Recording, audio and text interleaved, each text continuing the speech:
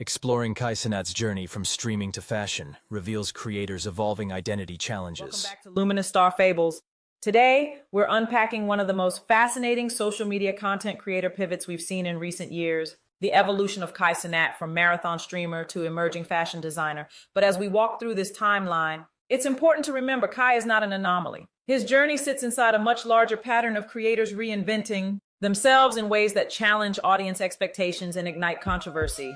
Our story starts in late 2025, right after Mafiathon 3. Kai had just finished one of the most demanding streams of his career, pushing his body and voice to the edge, and then suddenly the screen went dark. For a fan base used to seeing him everywhere all the time, his silence felt like a disappearance. Speculation filled the gap: burnout, health issues, the aftermath of living life on camera, but there were no clear answers.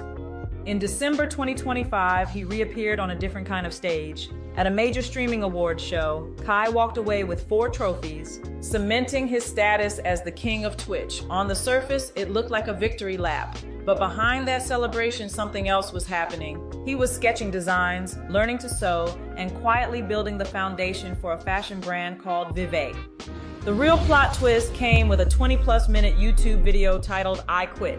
The title sent shockwaves through his community. Many assumed he was retiring from streaming altogether, but once viewers pressed play, the narrative flipped. Instead of a goodbye, they watched an origin story: Kai traveling to Italy to learn about denim, sitting with celebrity stylist Law Roach for mentorship, and documenting his journey into fashion. He wasn't quitting his audience. He was quitting the version of himself that only existed in front of a monitor.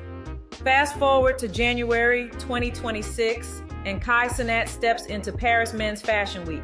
Dressed in all black, he attends shows for Louis Vuitton and 424, not as a guest looking for clout, but as a student of the craft. In his hand is a small Vivet journal filled with sketches and notes. Cameras capture him flipping through it, showing glimpses of his ideas. That journal becomes the symbol of his pivot, a physical artifact of his creative process.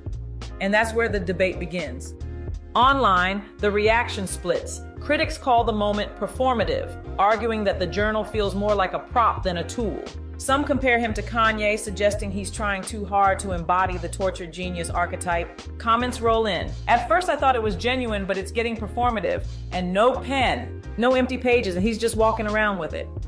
But supporters see something very different. They see a creator refusing to stay in one lane forever. They see a young man taking his place in spaces that weren't built with him in mind. For them, the journal isn't a prop. It's proof that he's doing the work, learning the language of an entirely new industry, and letting the world watch him evolve in real time.